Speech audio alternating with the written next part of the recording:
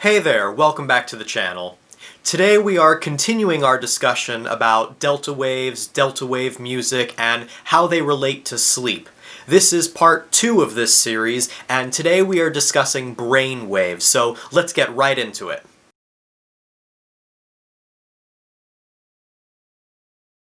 Hey everyone, my name is Matthew, and welcome to Calm Insomniac, where we're a community of people trying to get a better night's sleep. If you're new here, please like, subscribe, and hit the bell icon for notifications. Like I said, this is part 2. In part 1, I discussed the music science behind delta wave music, and I highly encourage you check that video out. So today we are discussing brainwaves, and like I did in part 1, we are going to work through everything sequentially and make it as easy to understand as possible. Delta waves and delta waves music is a complex topic, but we are going to work through this together, and let's get started with a quick refresher of one of the things from part 1, and that is the properties of waves. Since brainwaves are a type of wave, it's important that we understand how waves behave and what their properties are. The one property we discussed in part 1 is frequency.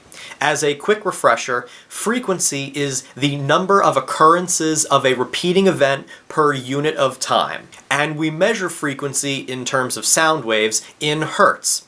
Hertz is the number of occurrences of a repeating event per second. So let's recall our ball bouncing example from part 1. Let's say you bounce a ball once a second for 60 seconds. Its frequency is 60 because the repeating event, the ball bouncing, happened 60 times during 1 minute, the unit of time. And its hertz would be 1 because the ball bouncing occurred only once every second. There is a second wave property that is important to our discussion of brainwaves and delta wave music, and that is amplitude. Amplitude is the distance of a wave's maximum or minimum height to its resting point. Amplitude is best seen on a graph, so I'll put one on screen now. So when we look at this graph, we can see the maximum and minimum heights labeled on the graph for this wave. You'll notice there is a gray line going through the middle of the wave.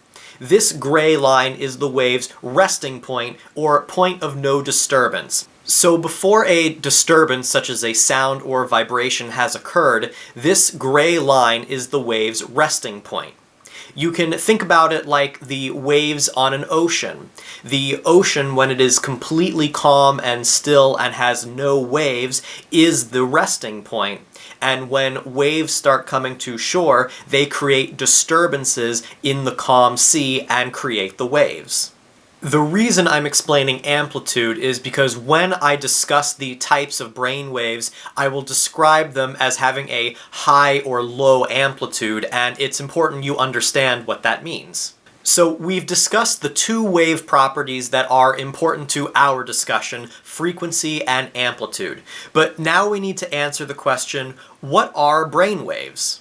And if you are enjoying this video so far and you're learning a lot, please do me a favor and hit the like button and be sure to subscribe so you are the first to know whenever I release my next video. The human brain contains about 86 billion neurons. Neurons are electrically charged cells that communicate with other cells through a communication point known as a synapse. And synapses are the structure that permit a neuron to send an electrical signal to another neuron. When masses of neurons simultaneously communicate with each other with electrical pulses, this is what creates brainwaves. There are several different types of brainwaves, which we'll discuss in a second, but basically, slower brainwaves occur during relaxation, and faster brainwaves occur during heightened activity. Brainwaves are measured and recorded with a device known as an electroencephalogram or an EEG.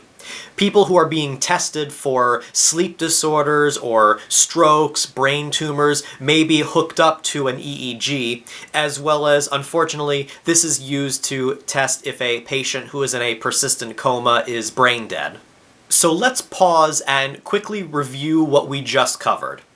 Neurons are electrically charged cells that communicate through a connection point known as a synapse. A synapse is the structure that permits a neuron to communicate with another. Brainwaves are created when masses of neurons communicate simultaneously with each other through electrical pulses. And brainwaves are measured and recorded with a device known as an electroencephalogram. Alright, now let's discuss the types of brainwaves. There are 5 main types of brainwaves, and I will discuss them from highest to lowest frequency. Keep in mind that the frequency ranges I give for the brainwaves are estimates, and depending on the study you read, these ranges might be a little bit different. The first type of brainwaves are gamma waves.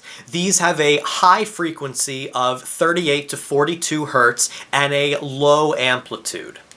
Gamma waves are still a bit of a mystery. They are a recent discovery and for a long time were ignored and considered to be just spare brain noise. Since we don't know much about gamma waves, they don't exactly pertain to our discussion, but it's thought that gamma waves occur faster than our neurons can even send electrical signals. It's thought that gamma waves occur during highly active mental states, such as extreme consciousness or being in some state of spiritual awareness. The second type of brainwave are beta waves. Beta brainwaves occur during normal alertness or consciousness and have a relatively high frequency of 12 to 38 Hz and a low amplitude. These waves occur during normal working activities, so when your mind is actively engaged in a task or problem solving or making decisions. The third type of brainwaves are alpha waves. Alpha waves occur during normal rest and have a relatively low frequency of 8 to 12 Hz and a relatively high amplitude. Alpha waves occur when you have decided to rest after completing some task. So when you are reflecting or meditating, you've decided to go out and take a walk, or you're just sitting and doing nothing after you've done some work. So alpha waves occur in a state of non-arousal, whereas beta waves occur in a state of arousal. The fourth type of brainwave are theta waves. Theta waves occur during a state known as twilight, and they have a low frequency of 3 to 8 Hz and a high amplitude. Theta waves occur when we are daydreaming or when we are doing a repetitive, non-engaging task. So theta waves could appear while you are taking a shower, or more interestingly, to me at least, they can occur when you are driving on the highway for long stretches of time. So if you've ever been on a very long road trip and you're the one driving and you suddenly can't remember the last 5 minutes of driving, your brain was in a theta state because your brain was able to disengage from the repetitive activity. Theta waves also occur when we are dreaming, and it's thought that when we are experiencing theta waves, our brain is capable of free-flowing ideas. And the last type of brainwave, and the brainwave that has set this whole topic of ours into motion, are delta waves. Delta waves have a very low frequency of 0.5 to 3 Hz and a very high amplitude. Delta waves occur during deep, dreamless sleep. It's thought that people who experience deep meditation can also achieve delta waves, and when we are healing and our body is restoring itself, we are also in a delta wave state. One quick thing that you might have noticed is when we're talking about brain waves, there has been an inverse relationship between frequency and amplitude. So when frequency is high, amplitude is low, and vice versa. This is just something that I think is cool to point out, but this inverse relationship isn't true for all types of waves. I'm also going to put on screen now a chart that summarizes the types of brain waves and shows visually what they would look like on a graph. You'll notice that the frequency ranges are a little bit different than the ones that I stated, but this chart is a really good representation of the waves. So now that we understand the types of brain waves, how does this actually relate to sleep? Well, our brain goes through a natural cycle of all of the types of brain waves when we sleep. So a good way to think about it is this. When you are doing a relaxing activity before bed, such as reading or listening to music, your brain is in a low beta state. Once you get into bed and turn off the lights and close your eyes, you will start to move from low beta to alpha, then to theta as you really start to fall asleep and dream, and then delta waves when you get into completely deep sleep. And then as you start to wake up, your brain will do the reverse process, going from delta to theta to alpha to beta waves. During quality sleep, this cycle will repeat itself about every 90 minutes, and it's the transition from delta waves up to theta waves where we are dreaming and experience REM sleep. So finally, how do brain waves and music help us sleep? To fully understand that, you're going to have to watch part 1 to understand the music science behind this, but let's go over it briefly. The idea is we are looking to influence our brain to promote sleep and relaxation by using a special type of music. Delta wave music occurs when we listen to two different frequencies binaurally. So one frequency in our right ear and a slightly different frequency in our left ear. Together, these frequencies create a difference tone which we can't hear, but our brain can. We want this difference tone frequency to be so low that it is in our delta brainwave range. Our brain hears it, and hopefully these frequencies influence our brain to create delta waves, and thereby we fall asleep faster.